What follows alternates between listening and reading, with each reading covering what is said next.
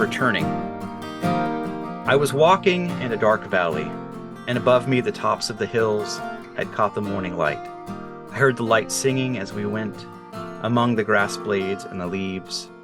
I waded upward through the shadow until my head emerged. My shoulders were mantled with the light, and my whole body came up out of the darkness and stood on the new shore of the day. Where I had come was home, for my own house stood white, where the dark river bore the earth.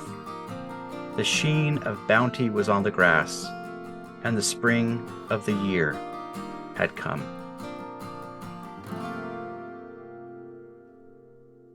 Hello, and welcome back to The Membership, a podcast inspired by the life and works of Wendell Berry, the Kentucky farmer and writer. I'm one of your hosts, John Pattison. On this podcast, we discuss Berry's writing, and we also interview folks. We talk to farmers and makers and writers and artists and community practitioners of all kinds who are responding to Wendell Berry's writings in their own places. And our hope here is that the Membership podcast will curate the kinds of conversations that will contribute to the health of the land and the health of our communities. But let's just say it, it's been a minute. It's been a lot of minutes, actually. The last episode of this podcast was published more than 3 years ago, but the podcast is coming back, which is why I wanted to begin this episode with Wendell Berry's poem, Returning. Before we go any further, and before I make an introduction, I wanted to catch you up on kind of what's happened the last 3 years. Going back to when you last heard from us, early 2020, the pandemic threw a wrench into all of our lives. It was really hard to find the time and the energy to record. It was, as many of you experienced, a time where we seemed to have a lot of free time on our hands, and then also we seemed busier than ever before. And the thing is I would hear regularly from new listeners who had found our old episodes and they had listened to everything that we recorded and they were hoping for more. Unfortunately, I knew that my amazing founding co-hosts, Tim Wassam and Jason Hardy, they were not going to be able to come back as podcast regulars, but I wanted to figure out something. And then I had an idea. Dave, was this my idea or yours? We've been best friends so long that sometimes that kind of blurs. I'm sure it was your idea, but it's a good idea. I think it was a good idea. It was a good idea. I think so too. I think so. So yeah, that is my best friend, David Johnson. Dave, welcome to the podcast. It's very nice to be here. David, you and I grew up together in Nebraska. Now we both live here in Western Oregon. As I mentioned, we've been best friends for 30 years, and we've been talking about Wendell Berry for the last 15. I know the listeners will soon find out what I've known for a long time, that you are, you're going to hate this part, Dave, because it's going to, you're going to hate this part. I'm already super uncomfortable, so you should go ahead. Dave is a brilliant reader. He is wise and insightful and hilarious. When we get together for dinner, which we try to do at least once a month, there's a really good chance that we're going to end up laughing so hard that we end up in tears. And the thing is, like, we've been doing that since high school. Like, we were these weird high school kids who hung out at Arby's for 4 hours with enjoying free refills and just talking about books and girls and faith and life and just laughing so hard until we cried. And the employees and the other customers, they just must have thought that we were crazy. And that's really been the story of the last 30 years of my best friendship with you, Dave. It's been 30 years of amazing conversations. And as you know, because I tell you this as often as I can, it's been one of the great gifts of my life. And I just love that you and I now get to share this experience. You'll also find out, if you haven't noticed already, that Dave has a great podcast voice, and that's really essential. So, Dave, I asked you, would you be interested in co-hosting a relaunched membership with me? And you said yes. What were you thinking? Well, I'm really excited to do this. We have tried to figure out a way to do some sort of project together, probably for as long as we've been friends. In our early friendship, John and I were part of a lip sync group called the Christian Commandos, where we would put on concerts for our youth group. and we would dress up and sing whatever sort of contemporary Christian hits were in style. I guess I will use that term very lightly. At the time, and I think we did 3 or 4 of those over the course of high school. And now, after sort of a long fallow period where we were just living life together, now we get to do this, and I couldn't be more excited. Yeah, I'm uncomfortable that you brought that up. That like there are VHS tapes of those concerts. Yeah, thank goodness this was pre-internet. Yeah, that's right. Absolutely. It was mostly Christian music, but then we also did some Weird Al. We did do a lot of Weird Al. I remember you and our friend Paul did a very touching rendition of A Whole New World together, complete with a real flying carpet. And I think you dressed up as Jasmine, as I recall. Again, pre-internet. It's pre-internet. Very nice. Pre-internet. So here we are. We're relaunching the membership with Tim and Jason's blessing. And of course, we hope that they will drop by from time to time. This is going to be a shorter episode, and we have some housekeeping to get into, including letting folks know what we're going to be reading next. And I wanted to tell you about our next episode, which is actually going to be coming out in a couple of days. It's already been recorded. It's an interview that I did with a singer-songwriter who has recorded an entire album based on Wendell Berry's short stories. First, Dave, I thought it would be helpful to let folks kind of get to know you better as the new co-host, as if talking about Christian Commandos didn't say enough, just in case they needed to know more. It's been our tradition on this show to actually ask our guests about their Wendell Berry origin story. We will get to that with you, but you're not a guest, you're a host. And so I'm going to suggest that we actually take one step back. And can you just kind of talk a little bit about yourself more generally? Who are you? What are some of the things that you do? And critically, in a podcast that pays so much care to the importance of placedness, tell us a bit about your place. I grew up in Lincoln and Omaha, Nebraska, but I've lived in Portland, Oregon for the last 17 years now. I am a couple different things, like everybody. I'm a husband. I'm a father of 2 kids. I have an 11-year-old boy and a 9-year-old little girl. We live in the Rockwood neighborhood, in between Gresham and Portland. It's kind of in that sort of what probably was a unincorporated area at some point. We share our house with 2 dogs, 3 cats, a rabbit, and a leopard gecko. Crystalline and I, my wife, homeschool our kids. She does. I shouldn't say we. She does that. She's very, very talented at that. She puts a lot of time and care into that. I also work from home.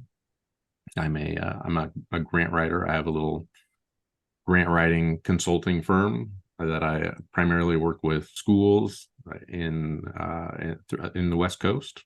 I've been doing that almost, I think it's close to 20 years now. I'm also a student in seminary, which it hasn't been 20 years, but I'm starting to push that too. I started going to the seminary in 2017 at Anabaptist Mennonite Biblical Seminary in Elkhart, and I'm getting my Master of Divinity there. So I talked a little bit about my place, like some of the things that really connect me to my place are our backyard and our garden at our house, which I spend a lot of time in. I also am an early morning dog walker, and so I will be up and between 5 and 6 o'clock in the morning, walking around our neighborhood. I'll spend an hour and a half, sort of taking different routes around the place, looking at the houses and the neighbors and the trees, and every once in a while I'll run into a coyote or any number of the cats that live outside, and I really love that time. Tell us a little bit about when you first encountered Berry's work. So, if memory serves me correctly, I first encountered Wendell Berry's work when the summer I moved up to Portland in 2006. Like I said, I had grown up in Nebraska. I went to college and graduated from college in Nebraska. I spent a couple of years in between Portland and Nebraska in Central California. But in 2006, I was here, and I didn't know this at the time, but I was at the end of a phase in my life where I had been just sort of against everything. Mm. I'd grown up I'd grown up believing certain things and being taught certain things were true and certain things were important. And early in my 20s, I started, like a lot of people do, started like asking questions about those. And the things that I thought were true and that I had believed just didn't really bear up to that kind of scrutiny. And so I went through a long time where I was just kind of probably pretty miserable to be around. I didn't I didn't really know what I believed. I didn't know what I thought about the world. I felt sort of betrayed by like this state of affairs. And but when I moved up to Portland, I was kind of at the end of that. And I encountered this Wendell Berry. He entered into my reading life, and I started off with some of the essays, some of the early stuff like A Continuous Harmony and the Unsettling of America. And it was about these things that I had never really thought of before, but that just had so much explanatory power for me. Mm-hmm. Like this idea that our working life had become so specialized that we didn't know how to fix anything and we didn't really know how to do anything, that our the things that happened to the land when the people who own the land, and I put that in quotes, own the land, Mm-hmm. don't live near the land that they owned, and the way that that allows them to abuse it and to make it ugly.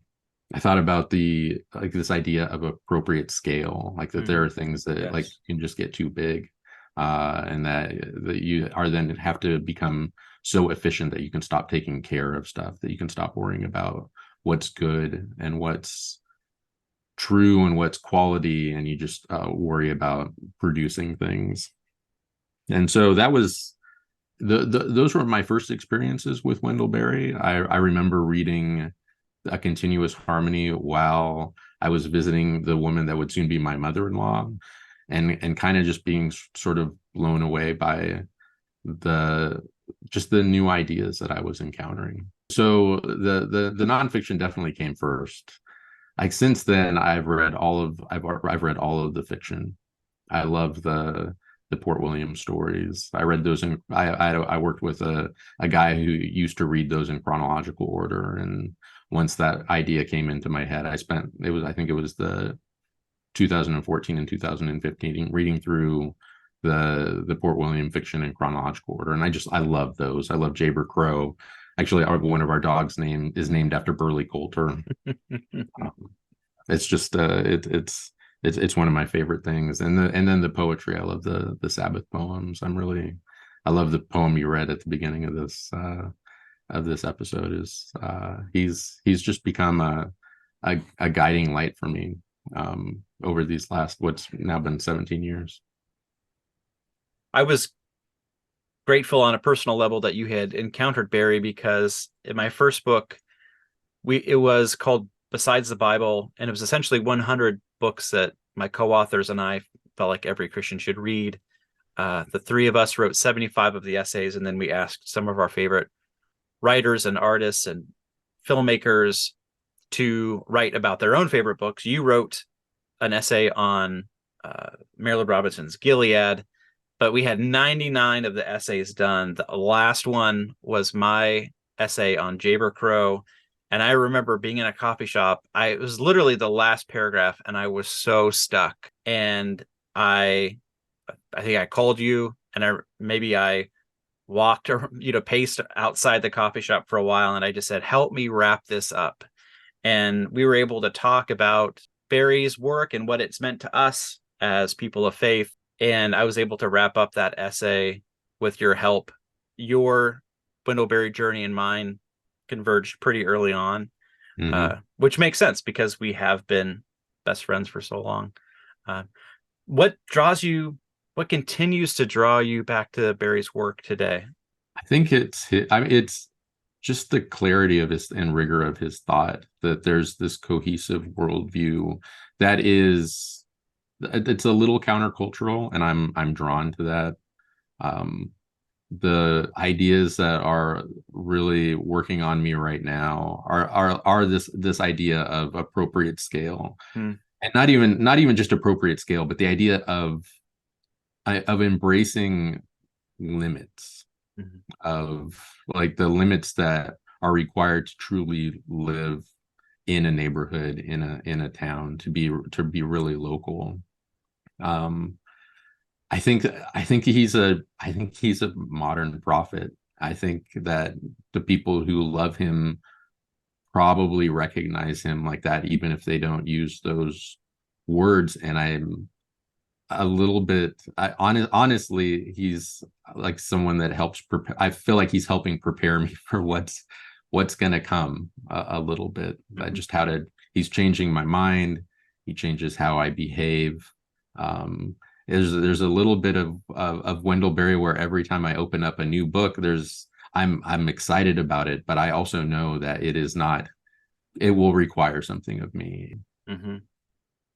It occurs to me that you and I are we're both equally fans of Barry's work, but something that I have appreciated about you and that I think is going to be really good for this podcast is that I I am an enthusiast and you are a fan while still having the capacity to think critically and sometimes like argue a little bit with even with the writers that you love.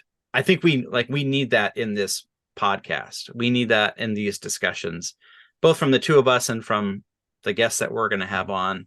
I don't want this to be just kind of like a fanboy gush fest. Well, I think Wendell Berry's work teaches you to do that too. I mean, I don't Yes, he's that's not great. he doesn't ask for sort of blind loyalty in his thought. Hmm. He does so much thinking, and it's going to be a cohesive, coherent argument that's well reasoned. You might not agree with the conclusion, you might not agree with some of the premises, but he he's engaging in he's engaging in deep and important thought. And I don't know, like I think that I think there is a spirit in his work, and especially in his essays, even the ones that are most strident and sincere, that welcome the engagement, even a sort of a critical engagement. So, what are you looking forward to here joining the membership podcast? You must have had a good reason to say yes to co-hosting. Well, Besides getting the band back together. in addition to being able to do this with you, I love reading books with other people. I love the way it makes me think while I'm reading. I love the way it makes me think while I'm on my morning walk. Like, it just enlivens the whole experience, and I start seeing how whatever I'm reading connects to different parts of my life, because I know that I'm going to be talking about it with someone else. That is that's the I just that's the best part of reading, that sort of possibility of having my mind changed, of being some part of me being transformed. I sort of I've used I chased that a little bit. Yeah, And I think this is going to be a really fruitful place for that to happen. I agree. I agree. I hope so, and I'm actually quite certain that it will be that way for both of us, and hopefully for our listeners and the broader membership of the membership podcast. It's going to be a lot of fun. So a bit of housekeeping kind of before we wrap this up. We wanted to keep this episode a little bit on the shorter side. Our next episode is actually going to be released in just a couple of days. As I mentioned, it's an interview I did with a singer-songwriter. His name is Matt Wheeler. Matt lives in Lancaster, Pennsylvania, and he often writes music that is inspired by works of classic literature. He's written songs inspired by C.S. Lewis and Tolkien and the book Watership Down and Old Man and the Sea, and among many, many others. But Matt most recently recorded an album called A Hard History of Love. That entire album is based on several short stories in the collection That Distant Land. It was a really fun interview. We talked a lot about Barry's writing, as you'd expect, but we also talked about songwriting, his songwriting process, We talked about the idea of membership, and kind of getting back to what Dave was saying, Matt and I talked about the paradoxical way in which accepting and embracing limits actually can lead to freedom. So that's a great interview. Matt launched a Kickstarter to help support the release of that album, and you can find a link to the Kickstarter in the show notes in this episode. That Kickstarter will still be live when my interview with Matt is published in a couple of days, but the Kickstarter does end in the very early morning of Friday, August 25th. So I would encourage you to go and check it out early.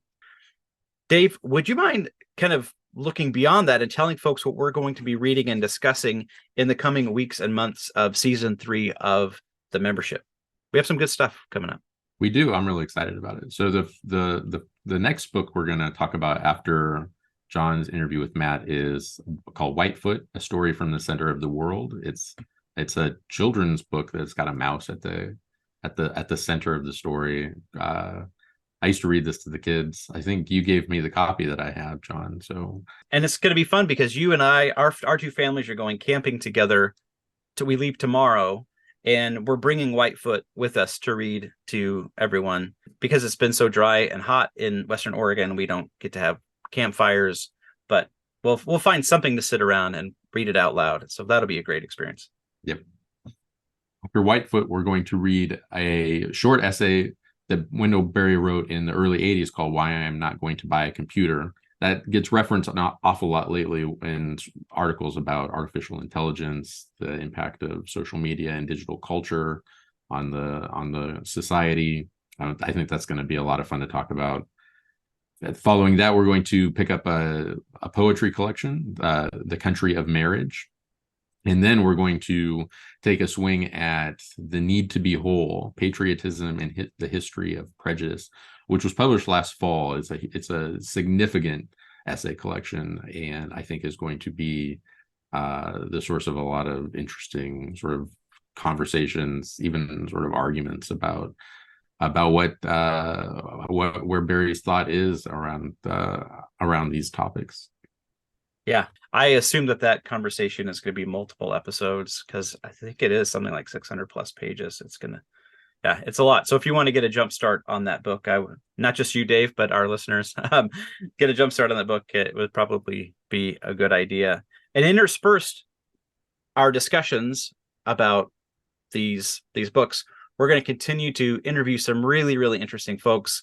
But what would be really helpful, actually, is if you know somebody who is putting Barry's ideas into practice in their own lives, and you think we should interview them.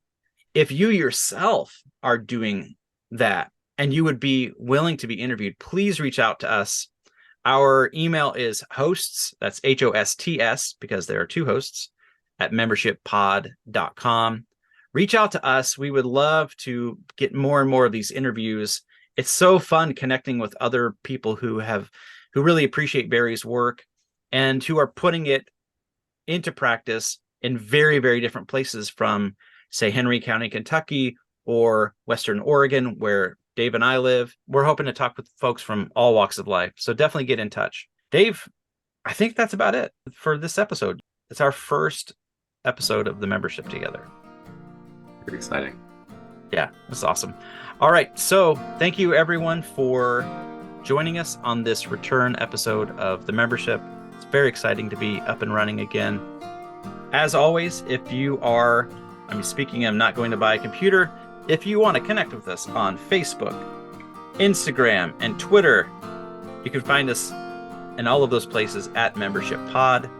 We also have a website, membershippod.com, and we are a proud member of the Rabbit Room Podcast Network. You can find lots of other great podcasts at rabbitroom.com/podcasts. Thanks, everyone, and we will see you on the next episode.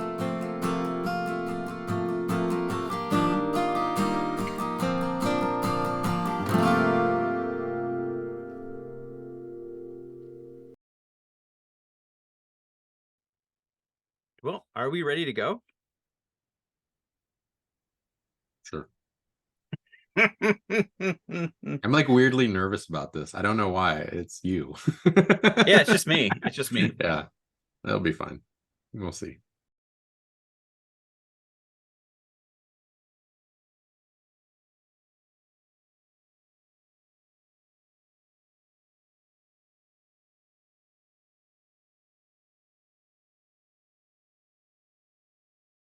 And Dave, is that it? What's my outro? Oh, okay. Oh, rate and review the podcast. I don't know if we want people to rate and review the podcast right now. We've been gone for 3 years. All right. Well, no matter, yeah. Okay, go ahead. If you want, go ahead and rate and review the podcast and your favorite podcast platform. Be gentle when it comes to the 3-year hiatus, or just or not. Be honest. This is thrilling conversation. All right.